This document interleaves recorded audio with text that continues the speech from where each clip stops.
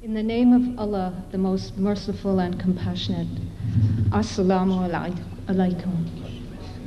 In my presentation today, in honor of the birth celebration of the noble Prophet of Allah, may the peace and blessings of Allah be upon him, his family, his companions, and his community, I would like to focus on the theme of the utmost degree of love and devotion to the Holy Prophet. The great saints of the past have discussed this station, some of them indirectly and some of them more directly, and in their writings it is sometimes referred to as Fana Fi ar-Rasul. In undertaking this topic, I'm reminded of an Urdu expression, Chota muh badi baat, which means I'm too inadequate to dare to speak about such high matters. Still, in this paper, I will be quoting some of the great Sufis. And in this gathering today of the ar-Rasul sallallahu alayhi wasallam, I hope that some of that feeling of muhabbat and some of that feeling of mehbubiyat will come through. So I have taken this topic. In Sufi thought, the two terms, fana and baqa, are often used in a pair in order to illuminate their respective qualities. Fana in the English language is sometimes translated as annihilation. And when indicating the position or the situation of a spiritual seeker, this fana may allude to the idea of the loss of self-identification or ego consciousness in the awareness of something far greater and more encompassing. And after I read this line, I couldn't help but think of the Quranic ayah, which actually was recited this morning from Surah Rahman. Kullu ma alayhi fan. وَيُبْكَ وَجْهُ رَبِّكَ ذُو الْجَلَالِ وَالْأَكْرَامِ. It has both the root of fana and baqa in that ayah. Because then I'm going to say, well, how far back does this talk of fana and baqa go in Sufism? And Sufis as early as Al-Kalabadi, who died in 995, have spoken about fana and baqa as a pair, as a concept.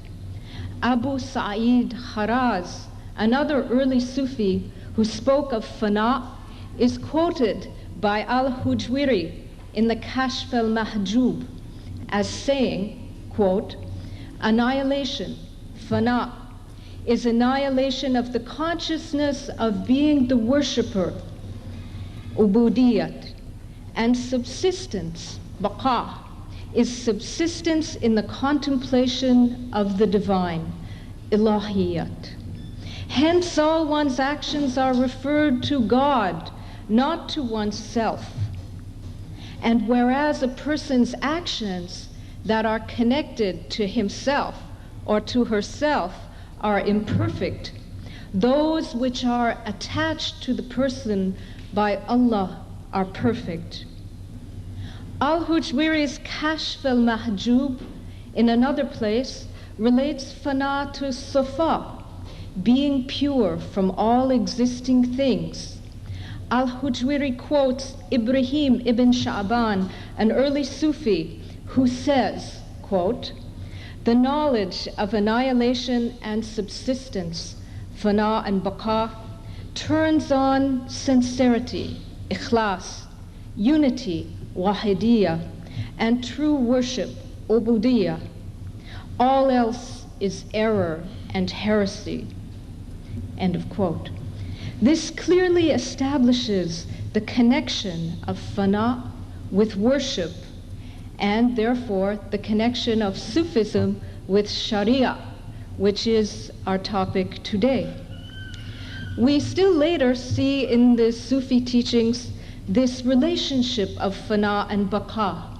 For example, as expressed in the teachings of the Naqshbandi Sufi, Sheikh Ahmad Sirhindi, author of the well-known collection of letters, Maktubat, which is now being indexed under the sponsorship of the Naqshbandiya Foundation for Islamic Education.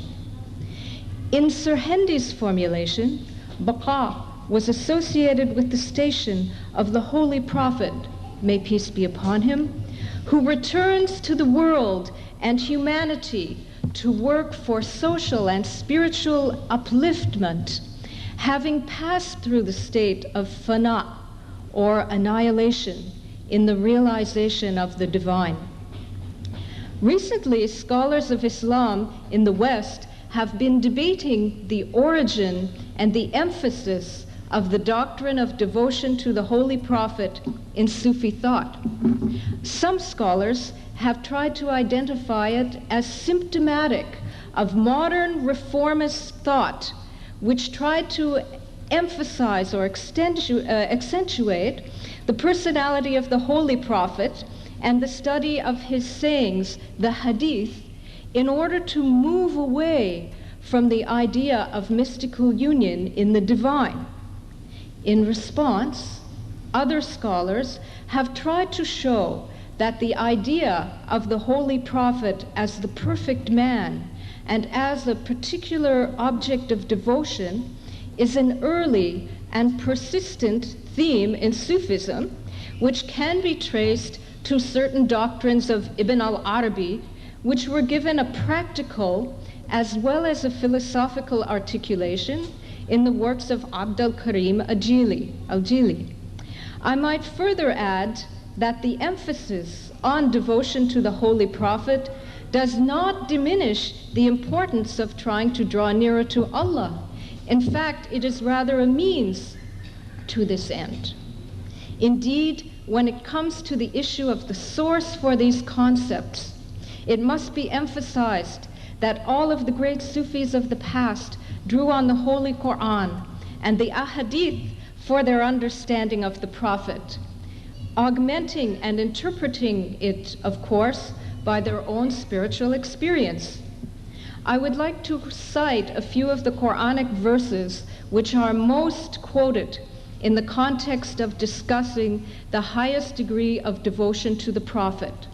For example, 68 verse 14, surely thou art upon a mighty morality, khuluqun aziman, wa innaka la'ala khuluqun aziman. In fact, this verse was the theme of the second Milad al-Nabi conference held in Chicago last year. Another verse which is often cited in this context is, indeed we sent you to be a mercy to the worlds, rahmatan lil alameen. And this set the theme of the first Chicago Milad al-Nabi conference. This year's theme of tasawwuf and sharia is especially resonant with yet another Quranic verse which is often cited in the context of the relationship to the Holy Prophet and in fact Fana Fi ar-Rasul. This is the verse in chapter 3, number 31. In tuhibbuna Allah fattabi'uni yuhibbukum Allah. Say, O Muhammad, if you love Allah, then follow me, so that Allah will love you. This ayah certainly represents devotion to the Prophet and the connection between this love and following the Sharia. In addition to these Quranic verses, whose outer meaning clearly points to the spiritual effects of utmost love and devotion to the Holy Prophet, there are many esoteric, what we might call esoteric, allusions in the Holy Quran to this, as well as many citations in the Ahadith, which refer to this spiritual role. Just for a short example of some of the esoteric allusions in the Quran, and some of them I will mention, but frankly, each one of these could be a whole paper. The Sufis talk about, for example, the idea of the Qab Qawsain, the two bow lengths distance. That is an esoteric allusion to the relationship of the Holy Prophet. Secondly, the concept of the barzakh. Then the idea of the amr and the alam al-amr. then the sharh as-sadr. All of these things have a deep, the opening of the heart, all of these things have a deep meaning which is connected to devotion to the Holy Prophet. May peace and blessings of Allah be upon him. Sufis have often commented on the meaning of hadith along with the Quran.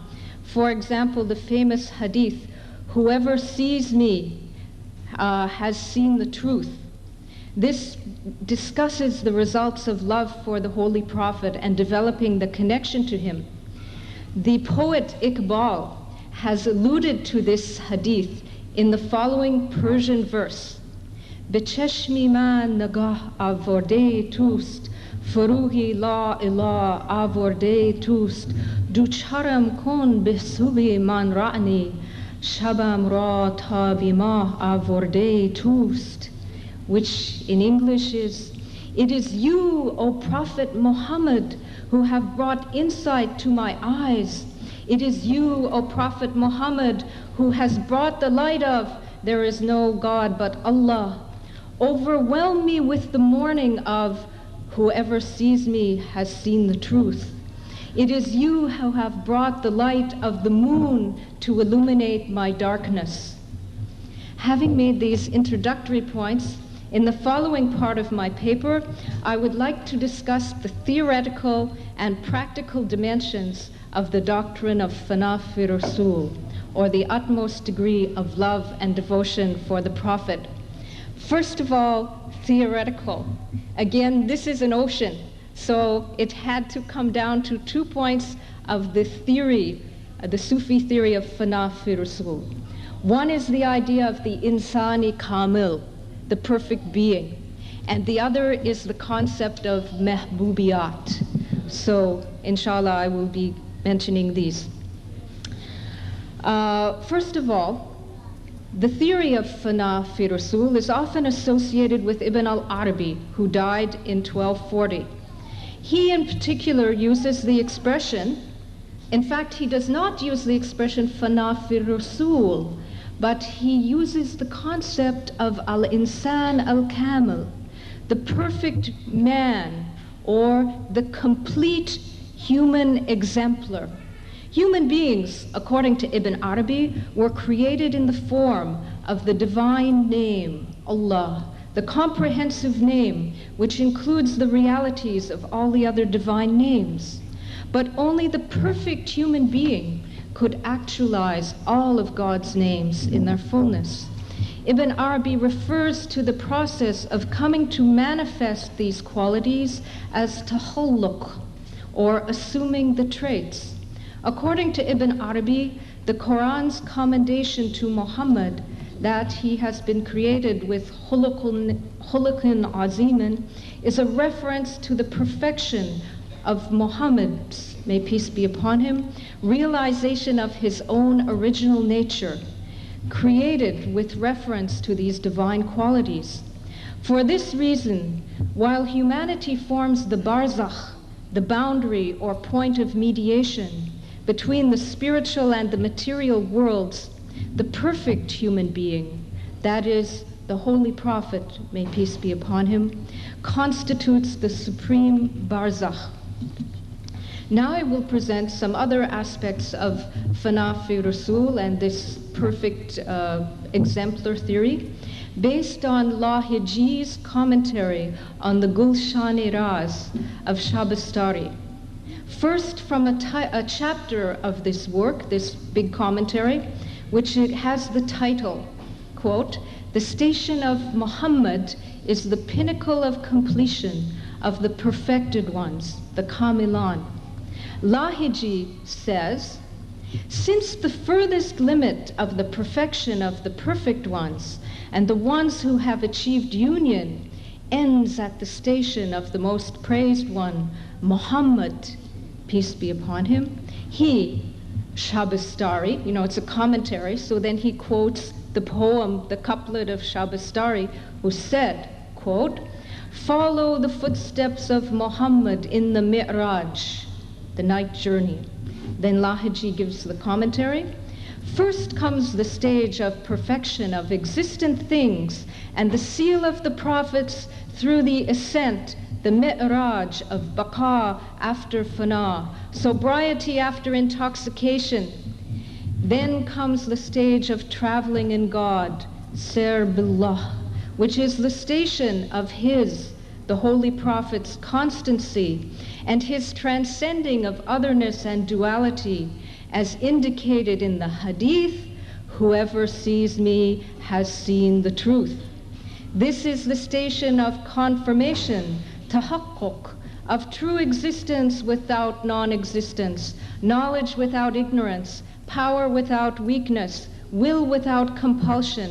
And this is the level of, and he quotes the hadith, I become the ears through which he hears, the eyes through which he sees, the tongue through which he speaks, which is, of course, referring to the hadith of the nawafil and how to have taqarrub, how to get closer to Allah. This is a hadith Qudsi. I would like to quote from another chapter of Lahiji's commentary on the Gulshani Raz. This chapter refers to mehbubiyat. The chapter is called The Spiritual Path of the Wali in Attaining the Rank of Mehbubiyat, which I have translated as belovedness. The spiritual path of the Wali in attaining the rank of Mehbubiyat, belovedness, and Vilayat, friendship or saintship. I will quote from Lahiji, adding some comments on Mehbubiyat, which I believe is an important aspect, perhaps the most important aspect of Fana Fi ar-Rasul. Lahiji writes, since reaching the stage of perfection cannot be attained without perfect love, which is a connection between God and the creation, Shabastari says that, and again quoting the verses of Shabastari, you must go from the level of in kuntum tihbuni, if you love me, to the place of seclusion of yahbibkum Allah, God will love you. So he's quoting that ayah of Quran already quoted, say, O Muhammad, if you love Allah, then follow me and God will love you. Now I'd like to say, so this is not a quote from Lahiji now, this is my comment on the theme of Mehbubiyat. A Sufi explained to me the relationship of the Muhib and the Mehbub on the spiritual path. In this way, the Muhib, the lover, is the one who is aspiring to this love and making the efforts towards perfection and achieving the love of Allah and His Prophet, may peace be upon him. But the Muhib, like the lovers of this world, must be vigilant and aware of his or her faults, for he will be held to account for his smallest imperfections and errors, just like the lover is trying to approach the beloved, but the lover is always making, mistakes or going wrong. The mehboob, on the other hand, is that enviable state of what we might call in today's language being the recipient of unconditional love. The mehboob basks in the delight and the ecstasy of knowing and receiving this divine love, seemingly without any effort. In Sufism, progress is conceived of proceeding from Fana Fi Sheikh to Fana Fi ar-Rasul and then on to Fana Fi Allah. One secret in this is that it often takes the attention of the spiritual teacher, the sheikh or the peer, to awaken the spiritual seeker to these other levels beyond. The love of the sheikh allows the Sufi to experience the quality of mehbubiyat, this love, so that she or he can open to this further relationship to the Holy Prophet. In turn, the overwhelming effect of becoming conscious of the spiritual reality of the messenger of love transforms the love of the individual to a cosmic love, which prepares for the experience of the constant love of Allah, which sustains all beings. We see the doctrine of Fana Fi ar-Rasul articulated again in the later 18th century work, Ilm al-Kitab, of the Naqshbandi Sufi and poet Khwaja Mir Dard, who writes, quote, "And since the Prophet is an intermediary, wasta, between human beings and God the Exalted, Fana Fillah is impossible without the Fana Fi ar-Rasul. Thus the Murshid, the spiritual guide, is an intermediary and a means of connection, wasila, between the Ummah and the Holy Prophet. In every Sufi tariqah, according to the masters of the spiritual path, there has been determined to be three types of fana. Firstly, Fana Fi Shaykh, secondly, Fana Fi ar-Rasul, and thirdly, Fana Fillah. Proximity, drawing nearer, qurb, to Allah will not be achieved by the spiritual aspirant, the salik, without going through these three fanas." Thus writes Khwaja Mir Dard. Now I would like to discuss some practical aspects for achieving Fana Fi ar-Rasul based on the writings of the Sufis. In Tasawwuf, the utmost level of love and devotion for the Holy Prophet is achieved through following both the Sharia and the Tariqah. In the Islamic intellectual, practical, and spiritual disciplines, such as calligraphy and traditional writings, one praises the Holy Prophet and may even recite his virtues, li fada'il, all of the various ways in which Muhammad, may peace be upon him, is the most superior being in all of creation, spiritually, morally, and physically. And we had the example of the Turkish calligraphic tradition of writing the Hilyat, the virtues of the Holy Prophet. Why is this a practice towards the Fana Fi ar-Rasul?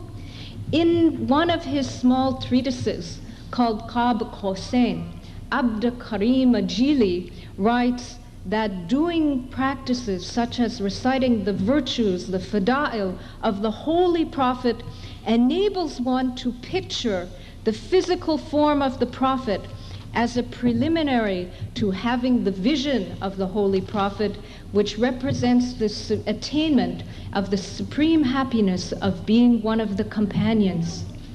A hadith mentions that a person does not have faith until he loves Muhammad, peace be upon him, more than his own self, his money, and his children.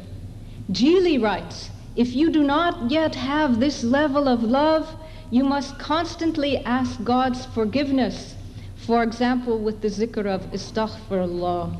You must remember the Holy Prophet, demonstrating proper respect for him, doing what he commanded and avoiding what he forbade.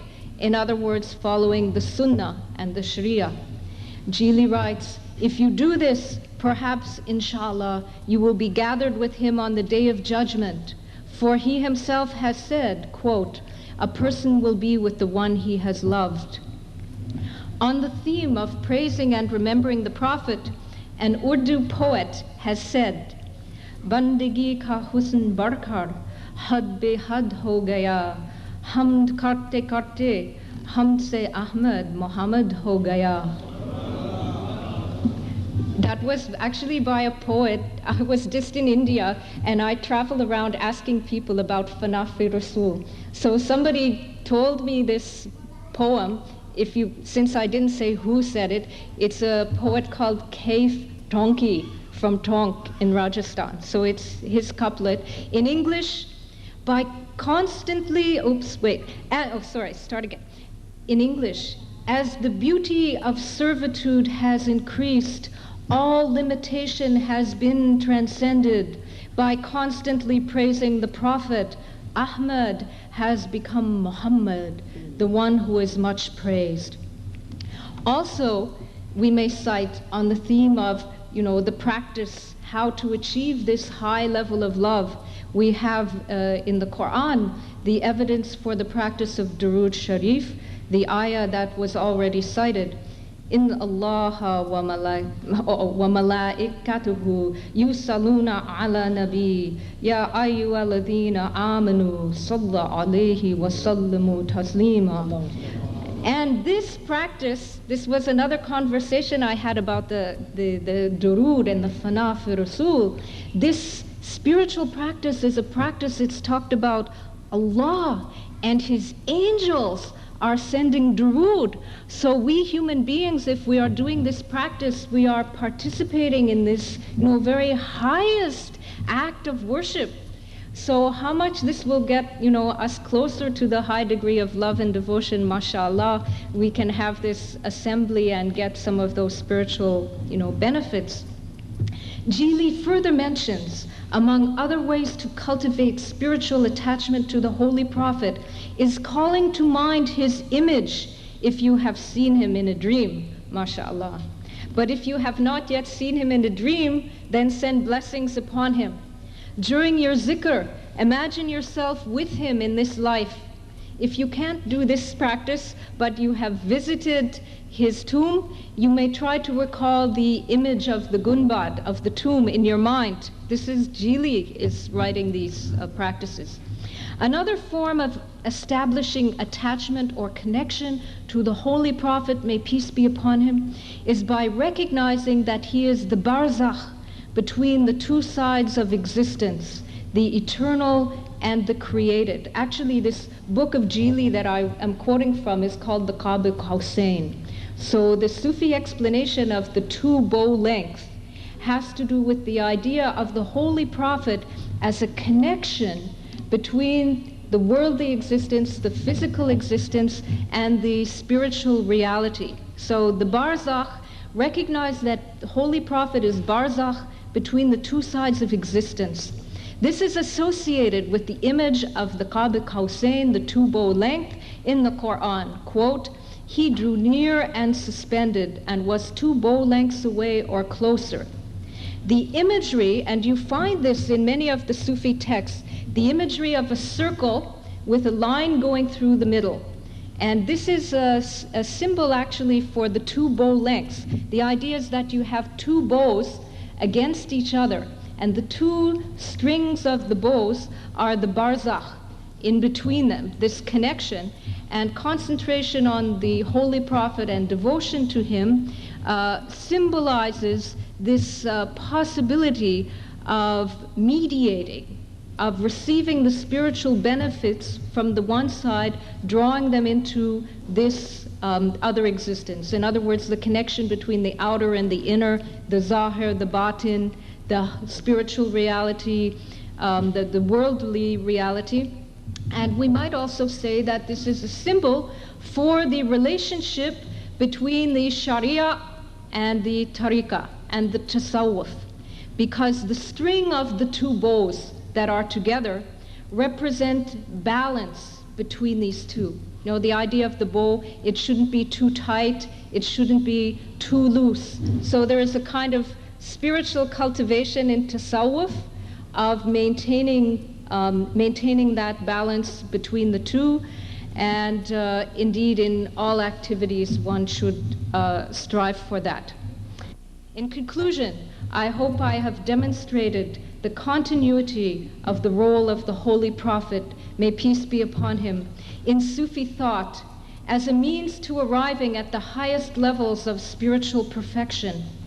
The particular formulation of Fana Fi Rasul may have been refined and further elaborated in Sufi texts over time, but a consistent theme is the necessity to discover, insofar as one can, the aspects of divine love and mercy reflected through the presence of the Holy Prophet and through following his guidance at both the levels of the outer law, the Sharia, and the inner love, which attracts to the path of spiritual perfection. And the poem of Maulana Rum on the subject of Fana, this is in Persian. Hich kas ra ta nagardad u fana, nist ra dar bargahi kibriya. چیست میراج فلک این نیستی عاشقان را مذهب و دین نیستی. In English, a person who has not experienced fana has no access to the presence of Allah. What is the miraj through the heavens? It is this non-existence. The religion of the lovers is this very experience of fana.